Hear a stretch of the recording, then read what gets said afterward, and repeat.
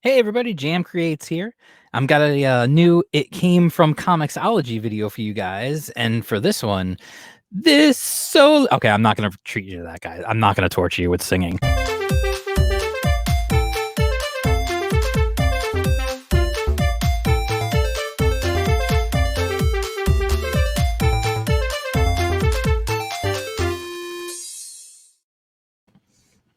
Okay, yeah, this soul is on fire. That's what I was gonna do. That was the bit. Okay, decided not to do it. I pulled the ripcord.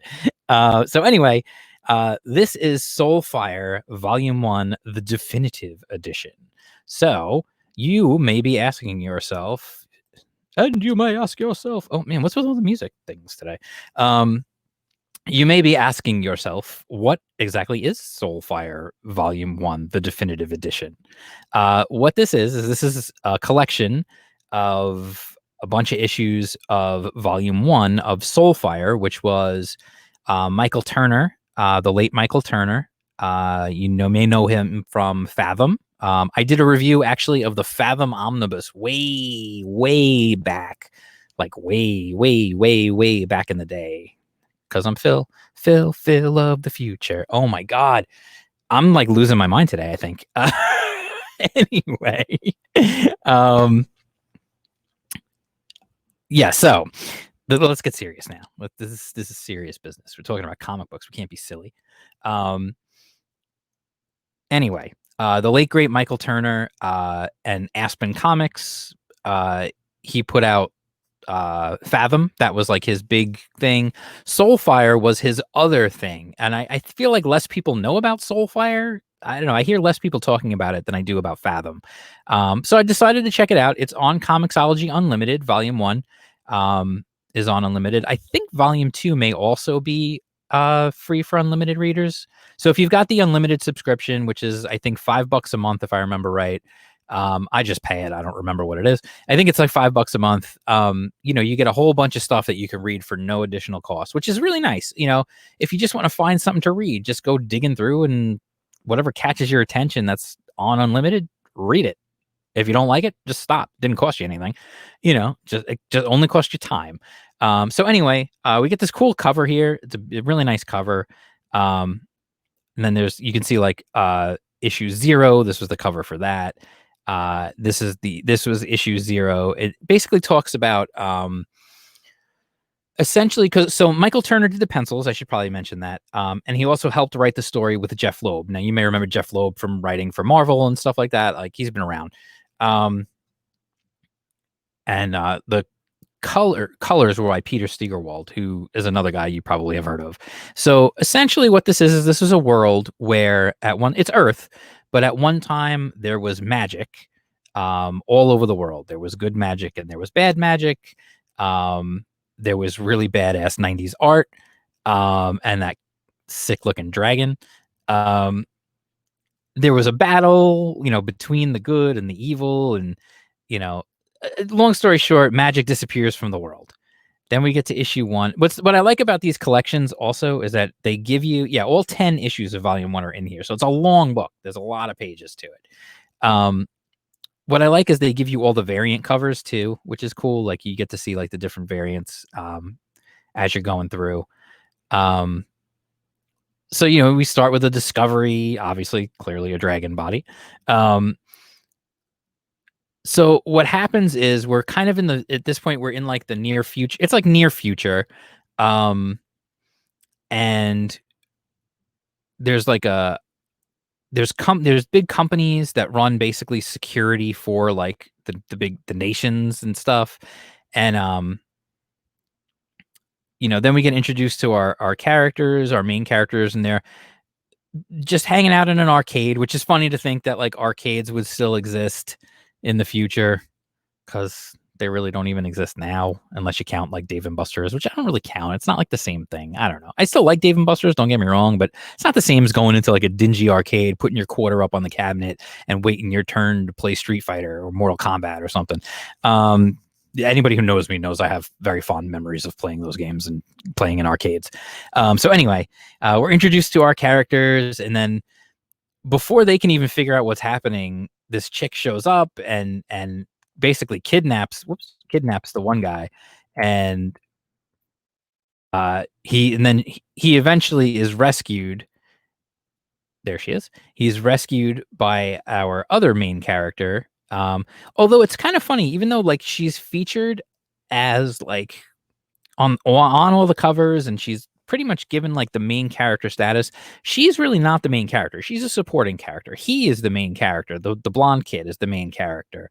So essentially, what we have here, it's a pretty basic premise in that there was magic in the world. The magic was wiped out.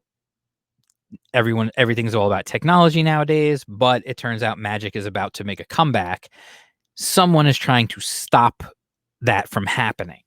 And then it turns out it is connected to these giant corporations that run security for different nations. And it turns out that they have something to do with this whole plot. And there's obviously more to it. A lot of action. A lot of really amazing artwork, fantastic color work, great artwork, just really, really good stuff. Like, I'm sorry, but anybody who looks at this stuff and says like, "Oh, the '90s was so lame," like, are you freaking kidding me? Like, look at this and look at anything that's being put out by the big two right now. This would eat their lunch. Like, are you kidding me? So anyway, I read the entire thing. I really enjoyed it. I don't want to get like, I mean, other than to really just kind of give you the gist of what happens is it's basically the story of the kid here. It's basically his story um of how he grows into his role. It's actually very interesting to see. Like when he first starts, he doesn't know anything. He's not particularly skilled or anything like that. He doesn't even know what he is, and he has to as the story goes on, he grows and learns and becomes, and it's very interesting to watch him and his friends as well. His friends come along for the ride. Like a lot of times the background characters in these things kind of disappear. Um, the bad guys are very threatening. They have this dragon that pretty much tore up an entire city. Um, just really, really good stuff. They meet another character along the way who helps them. There's a lot of really cool stuff. Like just it's a good story. It's a very interesting story. And when you read this, you feel like you're getting a complete story. So what I would say is sometimes, when you read like a trade will collect a few issues, and then when you're done, you have to keep reading to get the rest of the story. I feel like with this, because it has 10 issues worth of stuff in it, it is a complete story. Now, there's more. So if you want to, you could go on and read you could read volume 2 and keep following through with it and seeing what else happens. Or you can just read this one and you get one whole complete story. And it's nice to see the main character. He goes through this change, and he has problems, and he's not, it's not easy for him. Like he is the chosen one, but it's not easy for him. I know it's a pretty, obviously a standard concept of being the chosen one, but it's not an easy thing for him to accept, and it's not an easy thing for him to become. Things happen to him. He has to accept new changes physically, mentally, everything. Like just so many things happen to him along the way that he has to deal with and grow into. And his friends are there for him, but he has problems with his friends too, as he starts drifting more towards this magic and this being the chosen one. Like he starts to drift away from his friends, and then that becomes an issue. And it's human. It's very human, which is nice. It's in addition to all the crazy action and amazing artwork. So, for me, it's absolutely 100% a recommend. Like I said, I had never read it before. I had barely even heard of it, if I had heard of it at all, honestly. I had heard, like I said, I had heard of Fathom more than I had heard of this. And honestly, I liked this more than I liked Fathom, actually. I liked Fathom, don't get me wrong, but I liked this more. I liked SoulFire more. So, like I said, if you've got ComiXology Unlimited, you can go ahead and just read it. It's not going to cost you anything extra. Just go read it. It's chunky, it's big, it's going to take you a while. But it's really good. And the art is absolutely a feast for the eyes. Like Michael Turner's art was special, and I think everyone kind of agrees on that he was taken from us too soon. Um, if you don't know, he passed away from cancer a while back, and which is a shame. But Aspen Comics was his company that he started with his characters. So yeah, I absolutely would recommend it. 100%. So like I said, definitely give it a look, see what you think. I really enjoyed it. So, it's old. Okay, so what? It's good. That's the point. So anyway, thanks for being here. If this is your first time here, make sure you like, subscribe, hit the bell for notifications, all that good stuff. You can follow me on Twitter at jam_creates. You can follow me on Instagram also at jam_creates. So yeah, made it easy for you there.